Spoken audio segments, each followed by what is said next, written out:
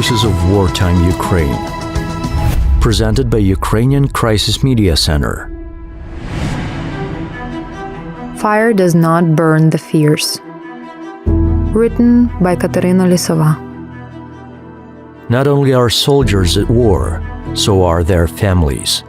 Thousands of Ukrainian families are enduring a terrible test of patience and emotional trauma. Not everyone is strong enough to walk this path, and not everyone is ready to talk about it. But they should. Our society has yet to learn how to bring our loved ones back from war, both physically and mentally.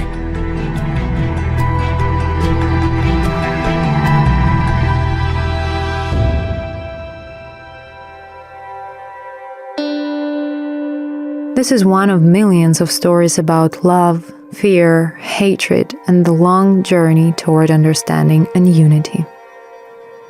This is my personal story about sleepless nights, unread messages, farewells and reunions, exposed nerves, and deep depression. I am the wife of a military serviceman, and I did not choose this path. The Russians chose it for me when they attacked my country.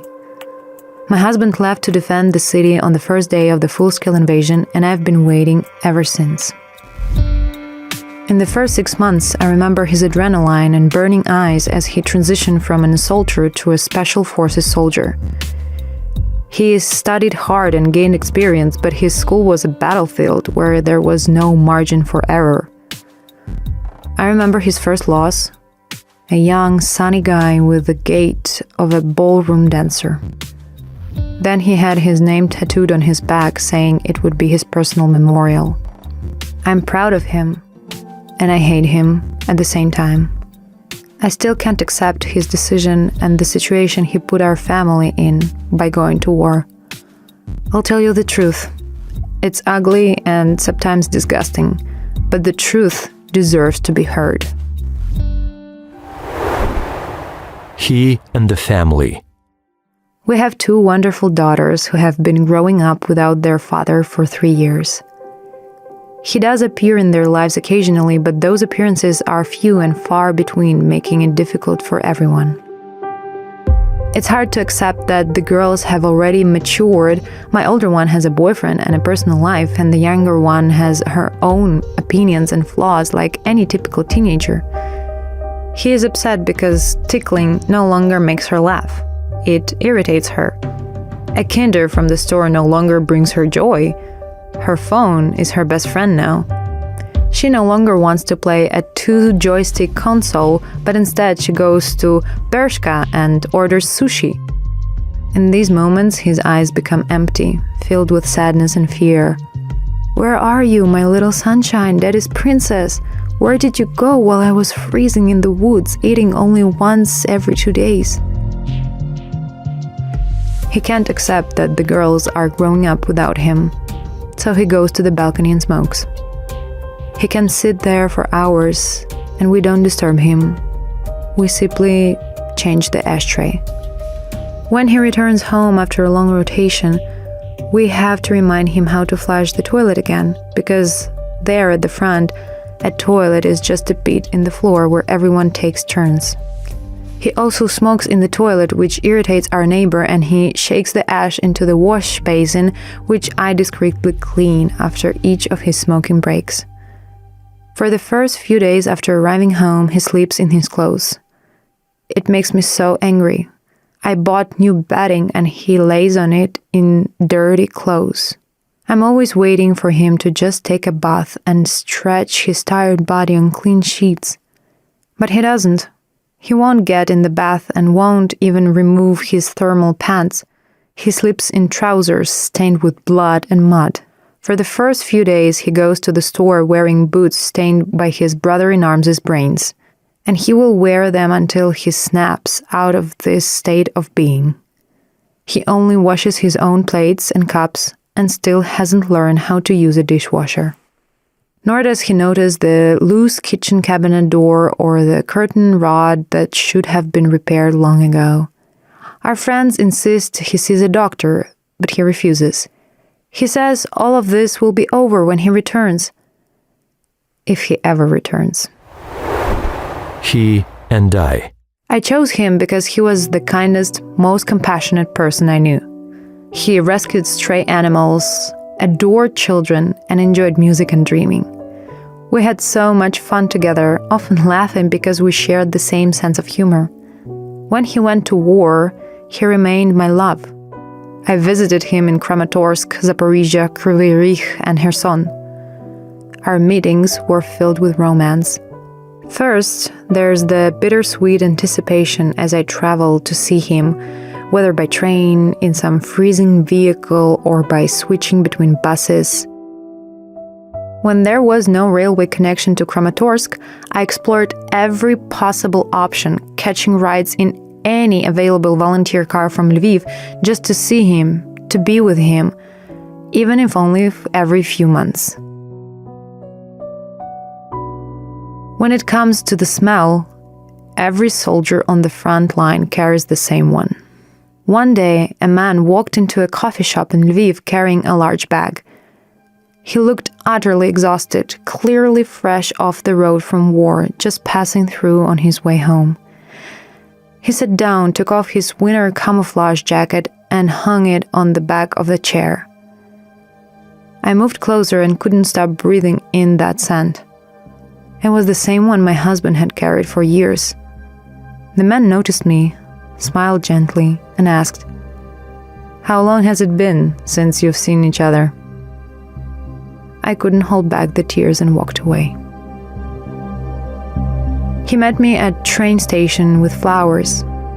We ate at cafes and nightclubs, rented both beautiful and ugly apartments, and made love as if it were both first and last time. As time passed, tender messages turned into short, distant plus, and our meetings grew less frequent as he took on more work. Meanwhile, the Russians advanced aggressively. On September 1st, he went to work in Zaporizhia. At the time, I was busy, taking my younger daughter to her new school, my older one to university, caring for my father who passed away soon after, and preparing for the holidays, buying a Christmas tree and New Year's gifts. He returned home for St. Nicholas Day, but not to celebrate. He came back for just one day to bury his brothers in arms. I sat with him in the kitchen as he removed his socks to warm his feet on the heated floor. He was crying, leaning against the wall, and I sat beside him, unsure of how to comfort him. Slowly, I began peeling black spots from his scalp, earth mixed with dried blood. Outside, it was sleeting on the fields, and the wail of an air raid siren echoed through the air, a flag for the widow and children, followed by shots fired into the sky. The wind howled, cutting through the air, and we all shivered, not just from the cold, but from the weight of grief. In the coffin was someone with whom my husband had walked shoulder to shoulder, slept in the same bag, and shared a deeply personal experience. They discussed raising children and cars that could accommodate children's bicycles and their youth. What else could two men discuss on the third night during quiet moments on the front lines, knowing they could die at any time? One died while the other survived. However, the one who survived was no longer the same man. He had faced death head-on. After that, I received countless diagnoses and advice from friends and colleagues. Survivor's complex, PTSD, fatigue, addiction. I now have a long list of specialists to contact and a collection of self-help books downloaded on my phone, but none of it has yet been used. He was injured again in Kherson. I was terrified of that operation. For some reason, the woodlands of Zaporizhia seemed less frightening than the islands of the Kherson Oblast. I couldn't sleep, couldn't eat, and by the third or fourth day of their withdrawal, I got a call from an unknown number. Those who have walked in my shoes will understand how your heart just drops. Soldiers' wives hate unknown numbers because you may hear the most terrible words from the other end of the line. But this time, the voice told me he was alive, in the hospital, without his belongings or a phone, but with his legs and arms intact. That was the worst summer I'd ever had. Hospitals changed like a carousel, and while his physical condition appeared to improve, his morale deteriorated. One of his later fallen comrades was preparing for his wedding the day before. He chose a wedding cake via video call, went over guest lists and menus. "I couldn't save him," he said every day. "I had to do something, and I tried. You pulled out 3. You saved 3 more. You pulled out whoever you could," I repeated every day. But he wouldn't listen to me. Alcohol entered his life unexpectedly, but it brought a bunch of problems for us. He believed it was the only way he could fall asleep. The doses grew larger, and eventually he needed to drink an entire bottle of whiskey just to sleep and escape the nightmare. At night, he would tell me to pack my backpack and leave, as if hiding me from drones and guiding me through minefields. Did it scare me? Yes, very much. But more than that, I was terrified that the situation would spiral out of control. I feared the children would see his condition, witness his weakness, and that I would be powerless to help him. My worst fear was that we would all go downhill together. We almost stopped talking about personal things. Instead, our conversations revolved around his diagnosis, doctors, the society that seemed to anger him more each day, Dodgers, and those leading the country toward defeat. He lost interest in everything that once inspired him. He stopped wanting to live. He simply existed in space and time. Meanwhile, I was hitting a wall of silence and detachment, unable to break through. "Would you like to live in a private house when you come back?" I asked, clinging to the hope that we could at least plan for the future that was becoming increasingly uncertain with each passing day. "I would just like to survive this war," he replied. Medical cannabis helped him to calm his fire slightly, improve his sleep, and restore his appetite and some small desires.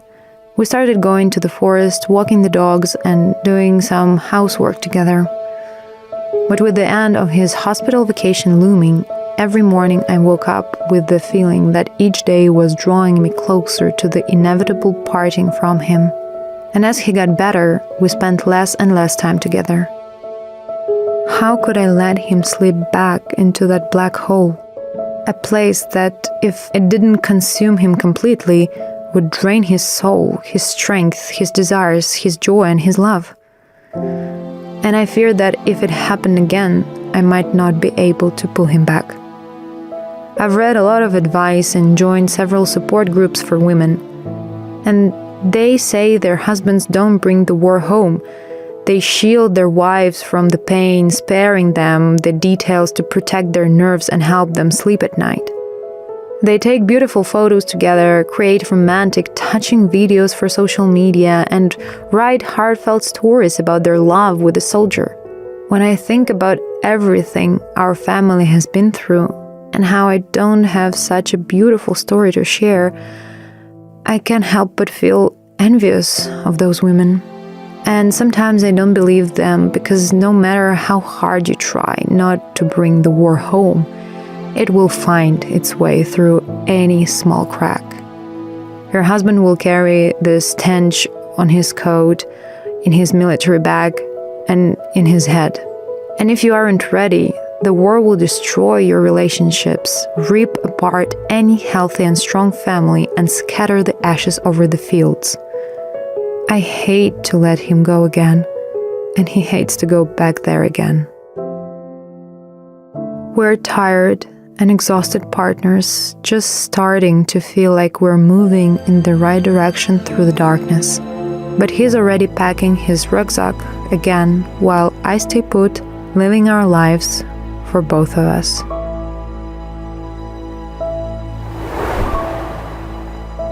Supported by the U.S. Embassy in Ukraine, the views of the authors don't necessarily reflect the official position of the U.S. government.